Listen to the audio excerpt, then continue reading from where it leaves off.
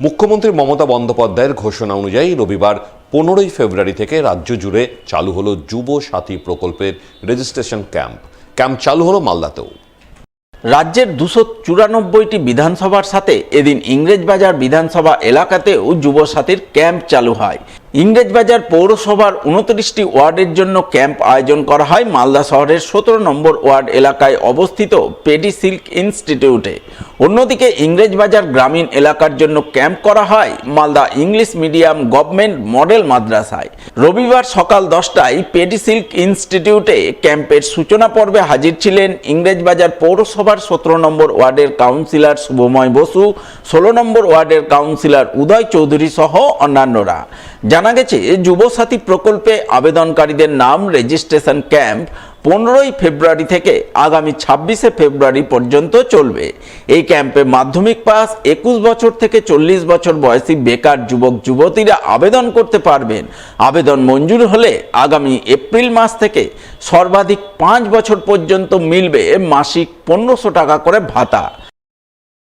যুগান্তকারী পদক্ষেপ মাননীয় মুখ্যমন্ত্রী মমতা বন্দ্যোপাধ্যায়ের অনুপ্রেরণায় যেটা বাজেটে ঘোষণা হয়েছিল 15ই আগস্ট চালু হবে, কিন্তু তিনি ঘোষণা করলেন যে 1 এপ্রিল থেকে চালু করবেন 21 থেকে 40 বছর বয়সী যারা স্টুডেন্ট বা চাকরি প্রার্থী, যারা স্কলারশিপ পান বা পেয়েছেন, তারা মাসিক সহায়তা, তাদের ফর্ম ফিল আপ, তাদের যাতায়াত খরচ, তাদের পড়াশোনার খরচের জন্য মাসিক 1500 টাকা সহায়তা করবে।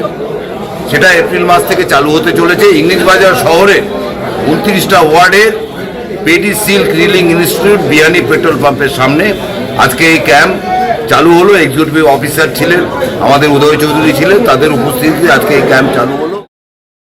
অন্যদিকে রবিবার পুরাতন মালদাতেও শুরু হয় যুব সাথী প্রকল্পের রেজিস্ট্রেশন ক্যাম্প। এদিন মালদা বিধানসভা এলাকার পুরাতন মালদা পৌরসভার 20টি ওয়ার্ডের বেকার যুবক যুবতীদের জন্য ক্যাম্প খোলা হয় গৌড় কলেজে। ক্যাম্পের উদ্বোধন পর্বে হাজির ছিলেন পুরাতন মালদা পৌরসভার চেয়ারম্যান বিভূতিভূষণ ঘোষ, কাউন্সিলর শ্যাম মণ্ডল, শত্রুঘ্ন সিনহা বর্মা, বিশ্বজিৎ হালদার সহ অন্যান্যরা। যুবসাথী প্রকল্পের রেজিস্ট্রেশন ক্যাম্প প্রসঙ্গে পৌরসভার চেয়ারম্যান বিভূতিভূষণ ঘোষ জানান, 21 বছর থেকে 40 বছরের মধ্যে যে সমস্ত মাধ্যমিক পাস বেকার যুবক যুবতীরা রয়েছেন তারা যুবসাথী প্রকল্পের সুবিধা পাবেন। এই সুবিধা প্রদানের জন্য মুখ্যমন্ত্রী মমতা বন্দ্যোপাধ্যায়ের ঘোষণা অনুযায়ী আজ থেকে শুরু হলো আবেদনকারীদের নাম রেজিস্ট্রেশন ক্যাম্প, যা চলবে আগামী 26শে ফেব্রুয়ারি পর্যন্ত। আপনারা জানেন যে পশ্চিমবঙ্গ সরকার, তৃণমূল কংগ্রেস পরিচালিত সরকার, মাননীয় মুখ্যমন্ত্রী মমতা ব্যানার্জি, তিনি সারা পশ্চিমবঙ্গে যে সমস্ত সামাজিক প্রকল্প নিয়েছেন এবং সেই সামাজিক প্রকল্পের মধ্যে নতুন একটা প্রকল্প তিনি বাজেটে ঘোষণা করেছেন। ইতিপূর্বেই জানেন লক্ষ্মীর ভাণ্ডার, রূপশ্রী, কন্যাশ্রী, খাদ্যসাথী, বিভিন্ন প্রকল্প। এটা একটা নতুন প্রকল্প করেছেন। বাংলার যারা বেকার যুবক এবং যুবতী, যারা যুবতীরা লক্ষ্মীর ভাণ্ডার পান, তারা এতে এই আমাদের বেকার এই হিসেব বাংলার যুবসাথীতে আসতে পারবে না। 21 থেকে 40 বছর বয়স, শিক্ষাগত যোগ্যতা মাধ্যমিক থেকে শুরু হবে এবং মাধ্যমিকের ঊর্ধ্বে পর্যন্ত পাবে। এটা এপ্রিল মাস থেকে এটা দেওয়া হবে এবং তারই কর্মসূচি সারা পশ্চিমবঙ্গে। আজকের দিনটাতে পশ্চিমবাংলার মুখ্যমন্ত্রী মমতা ব্যানার্জি বিভিন্ন পৌরসভা, পঞ্চায়েত সমিতি, জেলা পরিষদ, বিভিন্ন সরকারি সংস্থার মাধ্যমে আজকে থেকে আমরা ফর্ম ডিস্ট্রিবিউশন করছি।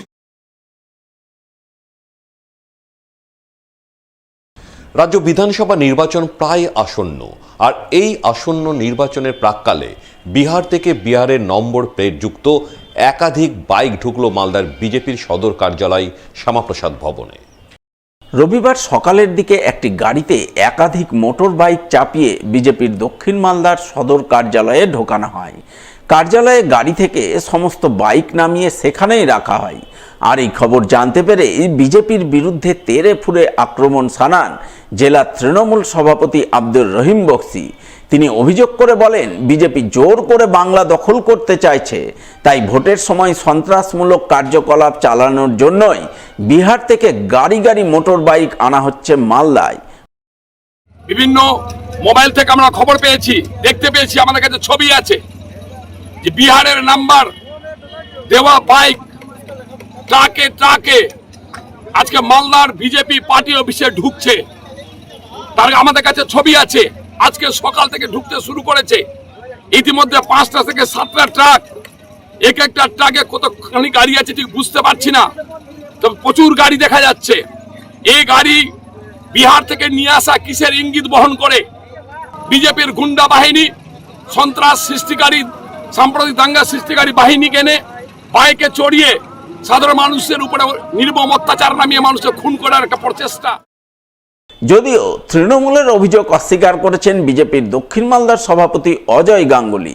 তার বক্তব্য, দিল্লি থেকে এই সমস্ত বাইক দলীয় কার্যকর্তাদের জন্য দেয়া হয়েছিল বিহারে, সেখানে ভোট পর্ব মিটেছে, তাই সমস্ত বাইক এই রাজ্যে আসছে। ভোটের কাজে দলীয় কার্যকর্তারা ব্যবহার করবেন, বাইকের সমস্ত কাগজপত্র ওকে আছে, তাই তৃণমূল এবং প্রশাসনের চিন্তার কোনো কারণ নেই। 15 থেকে 20 না 14টা বাইক এসছে।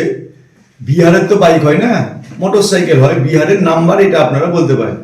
এর বিহারের ভোট হয়েছে, ভোট শেষ হয়ে যাওয়ার পরে পশ্চিমবঙ্গে এই গাড়িগুলো পাঠানো হয়েছে। প্রতিবার ভোটের সময় ভারতীয় জনতা পার্টি কার্যকর্তাদের ভোটের কাজে ঘোরার জন্য মোটর সাইকেল আমরা দিই।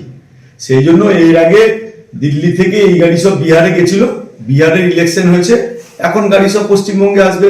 শিলিগুড়িতে নেমেছে, বীরভূমে নেমেছে, মালদায় নেমেছে, কলকাতায় নামবে, সমস্ত জায়গায় নামবে এবং গাড়ির কাগজপত্র সমস্ত কিছু ওকে তৈরি করে তারপরেই মালদা শহরে পশ্চিমবঙ্গের সমস্ত জায়গায় নামবে।